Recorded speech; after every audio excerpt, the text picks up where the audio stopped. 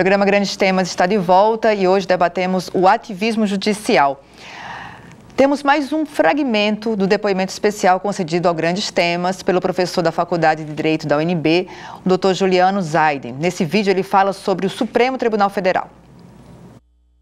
O que é mais complicado é a estratégia dos ministros a respeito do tema, ou seja, como especialmente a ministra Carmen Lúcia faz um jogo da pauta, que é um jogo de pauta muito polêmico, ou seja, você pautar o HC antes do ADC, com um intuito estratégico visível de evitar uma reversão da jurisprudência, em particular por meio do voto da ministra Rosa Weber.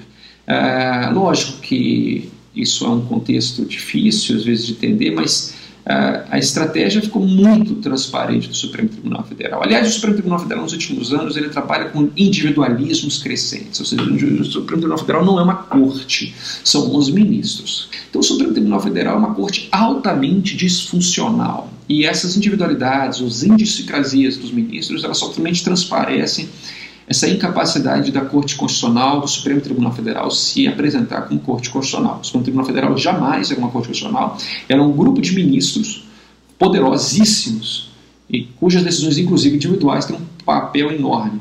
Mas mais particularmente interessante é o papel, nesse caso, é a estratégia no controle da pauta pelo presidente. E tem um detalhe interessante.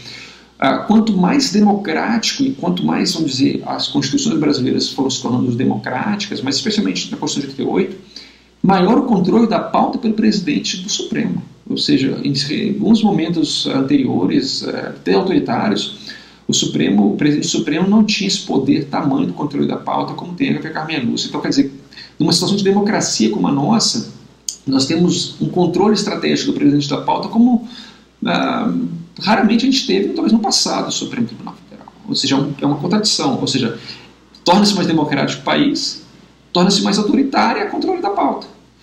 É interessante ver como o jogo da ou seja, dessa abstrativização que a gente está tendo no Supremo Tribunal Federal se tornou um mecanismo para o controle do HC que, em tese, deveria ser examinado para o caso particular do Lula. Então, existe um fato que não é ou seja, o HC envolve não é só o que o Brasil vai pensar ou que os outros casos vão acontecer. Na verdade, o HC ele examina as particularidades daquele caso. Mas isso mostra como o Supremo Tribunal Federal tem perdido um pouco a noção do seu papel, até inclusive dos instrumentos que estão aí historicamente para a proteção de garantias individuais. Professor Daniel, a gente consegue ver em outros países essa mediatização do Poder Judiciário, principalmente da Suprema Corte, porque agora a gente tem os julgamentos, né, os votos dos ministros, eles são transmitidos. Que bom que isso acontece, é uma democratização, né, a transparência, mas não seria necessário até que eles fossem blindados de tanta exposição para que pudessem expor melhor, decidir melhor sobre os fatos em concreto? Quer dizer, o Supremo ele foi engolido pelo quê? Pela mídia, pela opinião pública, pela pressão? O que é que está hoje movimentando aquelas decisões dos ministros do Supremo? Então, eu tenho uma leitura que comunga muito do que foi dito pelo professor Juliano, mas uma leitura que vai mais profundo no aspecto das relações de poder, né? Então, assim, não é que o Supremo esteja disfuncional, ou seja, ele é disfuncional quando é interessante para quem? E ele é funcional quando é interessante para quem? Ou para quê? Entende? Então, nós temos aí que analisar, na verdade, aquilo que está em jogo, os interesses que estão em jogo, que vão para além da questão institucional e oficial, né? Os valores, né? As questões econômicas, né? E os jogos de poder que estão circulando na Corte Suprema.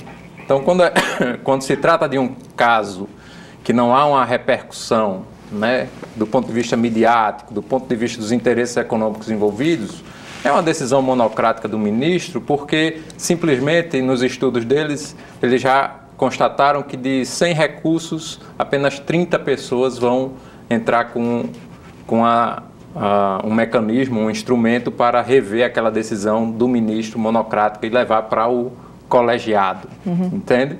Então é canetada à torta e à direito, tá certo? Para o cidadão e a cidadã comum.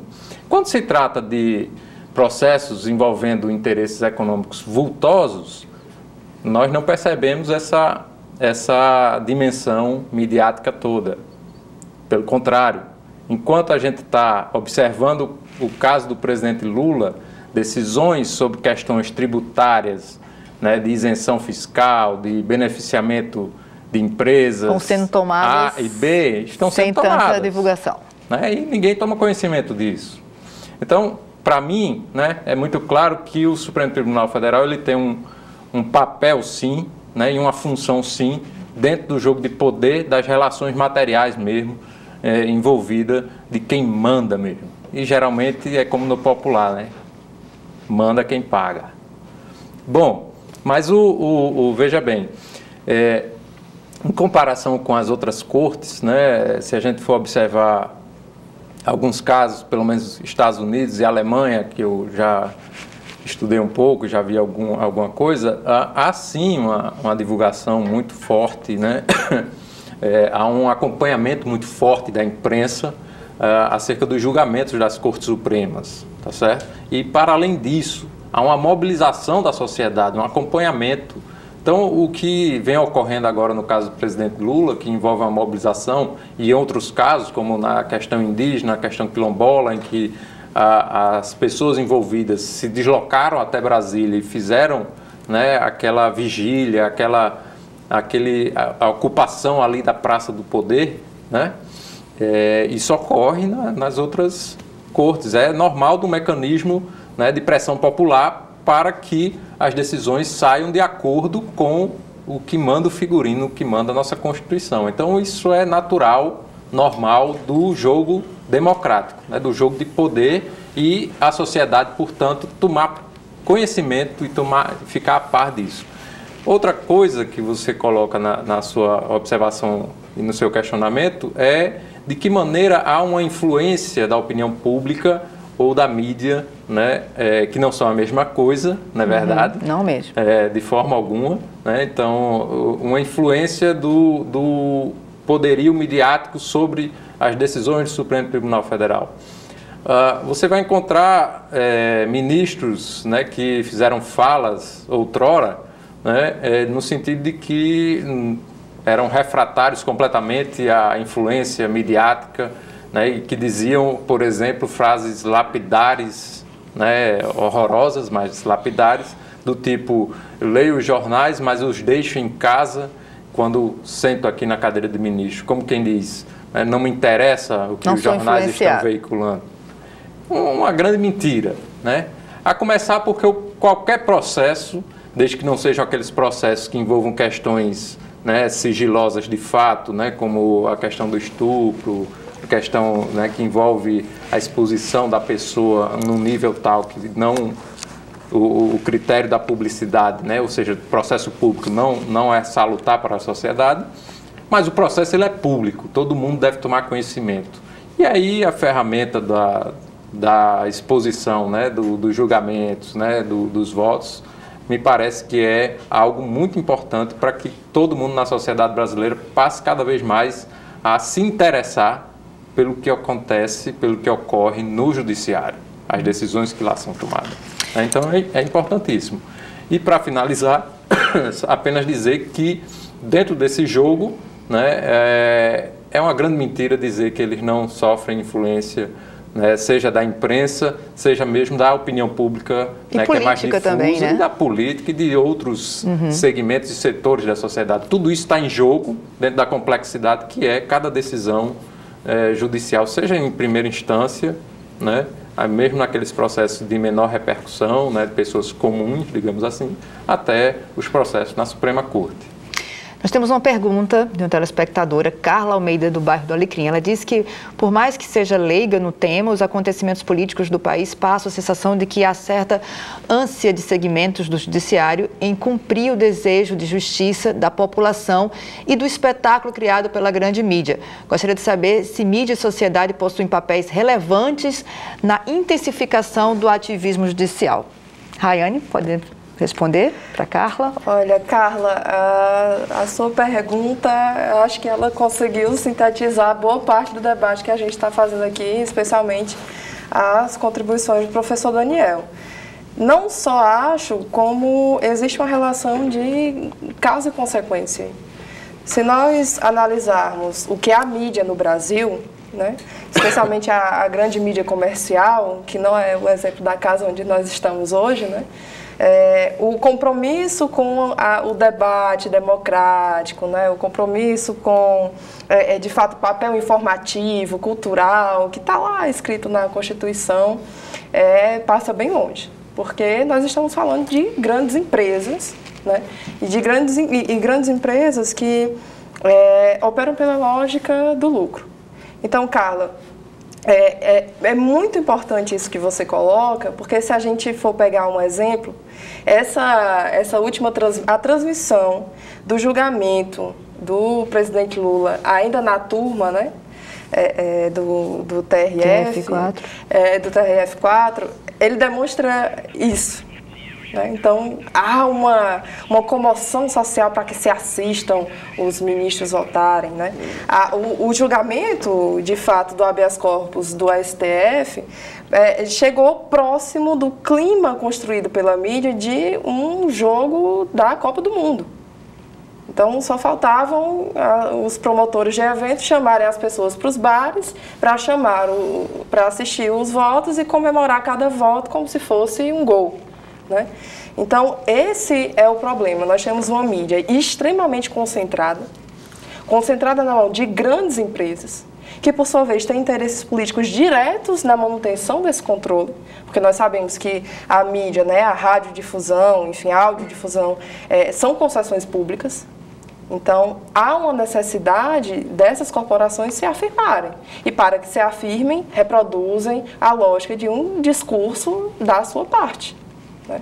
Então, é óbvio que as organizações Globo, elas atuam não como uma empresa de comunicação, mas como um verdadeiro partido político e que utiliza dessa pressão. E aí eu tenho um certo ponto de divergência quanto se de fato a exposição dos votos dos ministros realmente contribuem para a democratização. É um elemento de transparência, né? Mas o questionamento que se insurge, eu acho que a Carla ela apresenta isso na pergunta dela, que nível de transparência nós temos quando o voto dos ministros é inteligível para a população. Então, é um nível de transparência para que a comunidade jurídica especializada lance opiniões, né? É uma exposição para que discursos sejam usados e rodem a internet como memes e virem camisetas e etc. O que eu acho, para concluir, é de que a opinião pública é pautada por esses setores da mídia, da grande mídia comercial, mas se nós formos analisar na fonte, né, fazer uma pesquisa minimamente válida do que de fato a opinião pública pensa, né, é importante dizer que a ampla maioria, se nós formos pegar o caso que mais circulou aqui, o caso do julgamento do presidente Lula, a maior parte da população enxerga Lula como o vencedor das eleições para um pleito presidencial. Então, ao passo que a grande mídia comercial coloca outra imagem, a opinião popular difere disto. Então, é óbvio que há uma influência. A mídia ela vai coordenar este processo, né? Como o professor da UNB muito bem colocou, as manifestações de 2013 eles foram um exemplo, olha, paradigmático dessa manipulação, desse uso de manifestações populares para o interesse de grandes corporações midiáticas. O que falta no Brasil, Carla, além de um controle democrático efetivo do judiciário, de todos os poderes, é também um controle democrático da mídia e dessas grandes corporações. Exatamente. Que conseguem perpetuar suas concessões mesmo devendo imposto, mesmo desrespeitando a Constituição, desrespeitando as leis de comunicação, né, e gerando esse movimento de retroalimentar a opinião pública com as suas próprias opiniões. A gente tem uma outra pergunta, Fernando Macedo, de Lagoa Nova. Ele fala, estamos entrando em um período eleitoral. Gostaria de saber se, na opinião dos convidados, o ativismo judicial poderia interferir nesse processo e de que maneira? Já está interferindo. Já está interferindo, né? Interferindo. E só fazendo uma colocação antes de passar a palavra para você, já com o ex-ministro na presidenciável, né?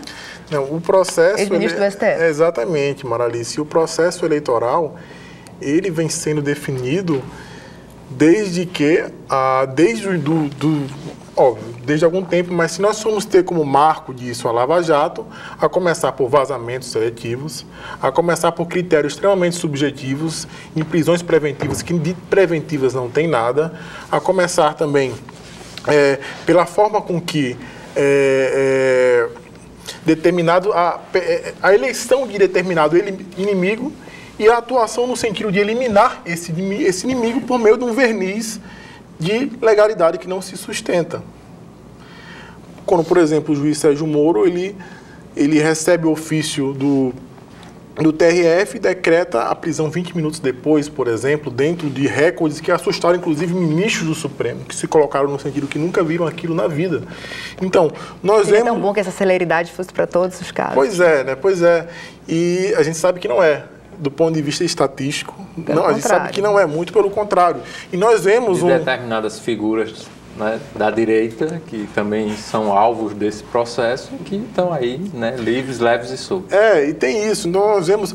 A gente tem que perder, Maralice, essa noção de que o Poder Judiciário, ele está fora, ele, enquanto poder, ele não é politizado, ele é essencialmente politizado no sentido de, primeiro, segundo a moldura constitucional, no sentido de que se a Constituição de 88 tem um projeto político a ser concretizado, um judiciário é politizado no sentido de atuar na concretização desse projeto político, como o Rayane colocou. Se nós temos uma emenda constitucional que suspende a Constituição pelas próximas 2 décadas, o Poder Judiciário, o Supremo Tribunal Federal, na condição de defensor da Constituição, atua no sentido de que essa medida profundamente inconstitucional, seja levada à frente. Uma espécie de ativismo judicial, por exemplo, que jamais vai ocorrer, jamais. O que mostra que os ventos, como o Rayane e Daniel colocaram, os ventos podem mudar e, do nada, um determinado ministro ou os ministros, de modo geral, podem passar a pensar de determinada forma. Nós temos um capítulo da Constituição, o capítulo 5 da comunicação social, que até hoje, agora em 2018, nós vamos fazer 30 anos de Constituição, até hoje esse capítulo não foi regulamentado. Se, por exemplo, a noção de ativismo judicial corresponde ao Poder Judiciário ocupando omissões inconstitucionais do Poder Legislativo no sentido de garantir que a Constituição seja concretizada, uma vez que, segundo o processo político majoritário de representação na Câmara dos Deputados e no Senado Federal não é possível, e o Poder Judiciário ocupa esse vácuo no sentido de fazer com que aquela omissão seja suprida e a Constituição assim seja respeitada, nós temos um capítulo 5 da comunicação social que estabelece uma série de diretrizes e limitações à atuação da mídia comercial que até hoje não foi regulamentado, porque contraria diretamente os interesses empresariais desses grupos, como o Rayane colocou. Mas o Poder Judiciário deve ser provocado. Sim, e há provocação. O professor Fábio Conder Comparato, da USP, 2007, 2008, ajuizou uma ação no Supremo Tribunal Federal para questionar essa omissão. Faz mais de 10 anos. Trata-se de um ativismo que jamais vai ocorrer, exatamente por quê? Porque o Poder Judiciário, uma vez que está sensível... Ele escolhe onde ele vai ser ativo. Uma vez que ele escolhe onde ele vai ser ativo, de acordo com os ventos da conjuntura e tal, jamais vai, por mais que haja uma série de garantias constitucionais em relação aos ministros e ministras, ele jamais vai topar essa briga. Jamais. Se nós pegarmos, por exemplo, o voto de qualquer ministro ou ministra no sentido da possibilidade de execução provisória da pena, após a segunda instância, após a condenação em segunda instância, nós vamos ver pouquíssimas citações ao artigo 283 do Código de Processo Penal, nós vamos ver pouquíssimas citações ao artigo 105 da Lei de Execuções Penais, e nós vamos ver pouquíssimas citações em relação ao artigo 5º, inciso 57. E nós vamos ver... Que dizer dos pactos internacionais de Pois direitos é. humanos. Então, mas nós vamos ver impunidade, nós vamos ver um caminhão de senso comum no sentido de garantir com que aquilo, com que aquela perspectiva contra a Constituição seja concretizada. Totalmente contrária ao projeto do legislador de 88. Aí você vê, nesse sentido, os juízes e juízes atuam... Sequer disfarçaram, portanto. Sequer disfarçam. Foram para o discurso político diretamente, sequer disfarçando com o discurso jurídico e técnico para encobrir as decisões políticas. E, naturalmente, nós peguemos o resultado eleitoral de 2012. Muito embora a Operação Lava Jato pegue uma milha de partidos, quem foi o partido que mais perdeu? Muito embora não seja o partido que tenha mais réus na Operação Lava Jato. Então, está claro que, dentro do que nós temos na Operação Lava Jato, o próprio Sérgio Moro ele criou um monstro que faz com que seja impossível, quase impossível, que as pessoas sejam absolvidas nesse contexto, que faz com que garantias processuais sejam flexibilizadas de acordo com um discurso moralista ou falso moralista, como diz Daniel, que é reproduzido pelos meios de comunicação. Como, em sã consciência, diante daquele rolo compressor dos meios de comunicação comercial, diante daquela atmosfera que foi criada em torno da condenação de Lula, por exemplo, um juiz vai ter coragem de decidir de forma contrária. No outro dia, ele vai ter na porta dele todos os grandes jornais da mídia comercial batendo. No outro dia, ele não vai conseguir comprar pão, não vai conseguir andar de bicicleta, não vai conseguir deixar os filhos e filhas no colégio, diante dessa pressão que foi criada. Então, onde está a perspectiva contra-majoritária do Poder Judiciário? Não existe. É nesse sentido aí que eu até falei naquela pergunta sobre blindar. Tá? Porque se você se expõe tanto, se você vira essas estrelas que membros do judiciário, não seria muito mais importante que a magistratura aparecesse enquanto instituição, né? Mas não enquanto indivíduos lá que estão disputando exatamente um horário nobre no jornal. Sim, então, quem vai ser a manchete da vez mas e é quem vai ter a frase que vai virar o meme da vez. É o espetáculo. Que vai virar camisa. Foi criado o espetáculo todos deles, né? E eles gostaram da situação. Eles querem ser os protagonistas. Gostaram da situação. Interessante porque tem um trecho, tem um trecho de um livro do professor Clóvis de Barros Filho, da USP, em que esse livro, inclusive, é uma liminar ordenando que o livro saia de circulação, em que ele presencia, ele vai para uma reunião com o William Bonner, eu acho, ele presencia o seguinte diálogo entre ele e Gilmar Mendes. Você vai julgar alguma coisa hoje, manda alguém aí, e Gilmar Mendes responde, se você mandar alguém aí, eu coloco em pauta um assunto interessante. Você vê, é uma ligação uma ligação meio que umbilical nesse sentido, tá? No sentido de que há uma retroalimentação muito forte, mídia e poder judiciário e mídia comercial. Digo isso porque em outro grandes temas eu ficava falando grande mídia, e o professor Emanuel Barreto deu um beliscão. Fale mídia comercial, não fale, a gente é mídia também. Então há essa perspectiva, há esse processo de tomar lá da cá, né, que eu prezo pelo holofote e eu decido de um jeito que me dê holofote. Só que o que acontece? Se você é juiz e quer interferir no jogo político, se candidate para um cargo representativo. Que nem Joaquim Barbosa. Que nem Joaquim Barbosa. Fala isso que for, ele está sendo coerente nesse sentido. Porque muitas pessoas criticam a estratégia de crítica e enfrentamento ao juiz Sérgio Moro na seara da política. Mas é aí que ele tem que ser enfrentado. Por quê? Porque ele deixou de ser um juiz há muito tempo. Quando ele libera um áudio, como o professor Juliano colocou, fora de todas as hipóteses constitucionais legais, ele está interferindo no jogo político do país, indo além da alçada dele enquanto magistrado. Logo, se ele passa a atuar como um agente político, é como tal que ele deve ser tratado. A gente vai agora para a última parte do depoimento do professor da UNB, Juliano Zaiden. Então, sintetizando, quando você examina a sequência de eventos no Brasil, fica visível que não é uma coisa aleatória. Existe um processo gradual, mas muito rápido, de transição e de questionamento de algumas garantias que foram conquistadas na democracia brasileira. A gente está num processo de decadência democrática, visivelmente. E muito pensado, né, de uma forma que parece quase uma estratégia bem desenhada, né? Agora, uma responsabilidade muito grande, né, porque essa ânsia moralista, essa ânsia de querer salvar o mundo, a história constitucional do mundo mostra com todos os detalhes, é um dos principais canais de onde ou por onde a democracia morre, né? Moralismos, nacionalismos, esse discurso vago da corrupção. Quem é contra a corrupção, gente? mas é o jogo como isso é construído. A história, ela se reconstrói, mas ela também tem muito de estruturas que se repetem. Isso não é algo inocente. E a história ensina. A gente tem que observar esses fenômenos com muito cuidado, porque ela não é... Ou seja, as coisas não acontecem simplesmente do nada, né? Não é só, e também não é uma questão somente linear na história, é também espacial. A gente vê que as estratégias, elas são semelhantes, né? Ou seja, cada momento aprende com o passado, para o bem e para o mal. Agora, se a gente não conseguir entender isso e a gente começar a acreditar em juízes salvadores que quebra todas as garantias processuais básicas e continua jogando como um grande salvador que está, ou seja, que capitaliza em cima do processo que está sobre sua jurisdição, isso é surreal.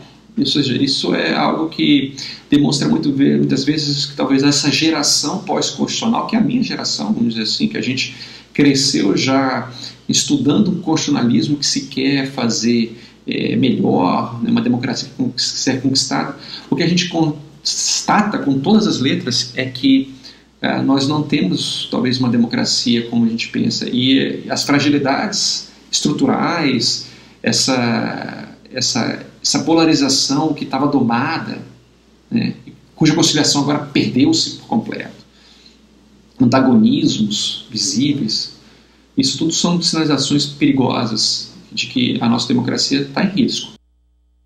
A gente está voltando agora para as considerações finais, né, para o final do nosso programa. Professor Daniel, a gente ouviu aí a expressão juiz salvador da pátria, o que muita gente pensa, né, que é uma instituição onde estão os honestos, e muito disso, em parte, pelo que a gente vem vivendo na classe política, uma descrença muito grande, as instituições enfraquecidas, e o judiciário tomou esse espaço, né, ganhou esse espaço, e está se alimentando disso. Qual é o risco para a democracia?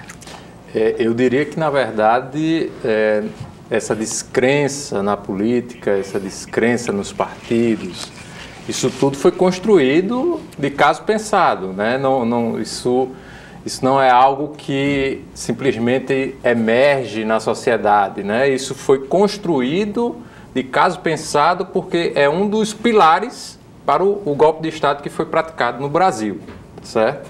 Então, depreciar a classe política, claro que nós temos maus políticos, como temos maus juízes, como temos, enfim, pessoas de qualquer profissão, de qualquer segmento que vão agir em desacordo com os parâmetros e critérios da profissão, seja ela qual for, seja qualquer espaço, seja qualquer atividade humana, nós vamos ter pessoas que vão agir em desacordo com aqueles parâmetros aceitáveis, né, entre todos nós, tá certo? Então, isso foi uma construção que foi feita. É claro que nós temos problema sistêmico de corrupção, temos, evidentemente, isso aí não é de hoje. Eu costumo dizer que desde 14 anos de idade que eu ouço falar, né, por conta de um vizinho que era prestador de serviço para a Petrobras, né, e que enricou.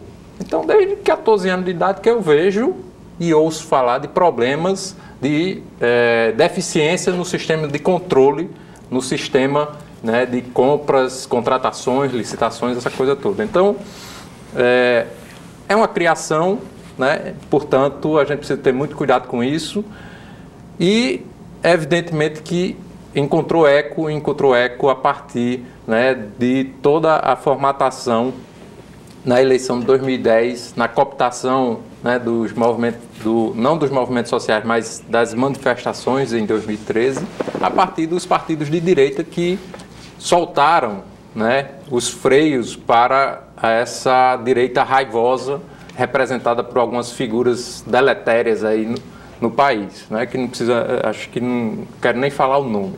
Mas, enfim, dentro desse universo, dessa situação, o risco para a democracia, e aí o judiciário ele não está ocupando um vácuo, ele está dentro desse jogo, né? Claro que nós temos juízes e juízas, né, que não compactuam com isso, promotores e promotoras de justiça que não compactuam com isso, né, de utilizar a instituição, utilizar o direito, como ferramenta política, tem gente muito boa nessas instituições que não faz parte disso e não compactua e mais do que isso, está combatendo isso, né? Esse estado de coisas absurdo que a gente está vendo acontecer nessas instituições.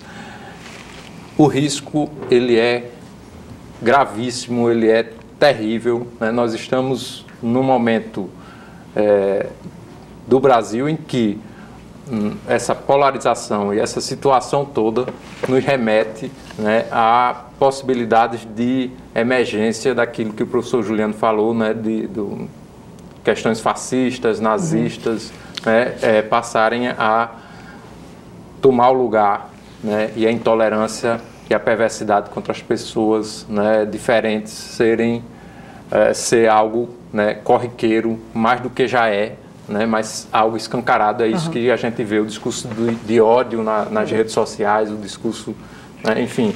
Eu, para finalizar, né, quando começaram as redes sociais, no finado Orkut, né, eu descrevia o meu perfil assim: alguém que está aqui para combater a tirania da falsa democracia. E eu acho que é isso que a gente tem que fazer. Rayane, como é que a gente fortalece essa democracia, então?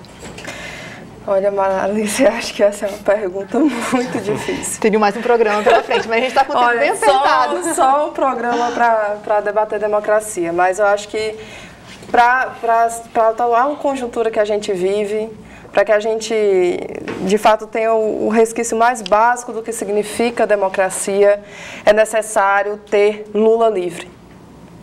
Porque ter Lula livre, né, significa o respeito ao mínimo civilizatório de conquistas de liberdades, essas liberdades democráticas.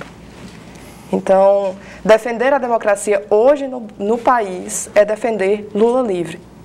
Seja você de esquerda, seja você enfim, que não concorde com as ideias progressistas, mas quando a liberdade de alguém é retirada por motivos políticos, é retirada sem provas, é retirada a partir de um processo, né, é constituída a partir desse ativismo judicial tão debatido por nós hoje à noite, qualquer pessoa que tenha real compromisso com a democracia deve se colocar contra esse processo e deve se juntar a nós nessa luta pela liberdade do presidente Lula. Mas, para concluir, eu quero dialogar um pouco com o que o professor Daniel trouxe. É muito marcante o período histórico que nós estamos vivendo, especialmente a minha geração, né? Não é à toa que eu escolhi essa camisa hoje, que é uma camisa da Graúna, né, do Enfio, que foi um dos símbolos históricos da luta pela democracia no nosso país. Né? Foi o movimento de Direta Já que foi derrotado.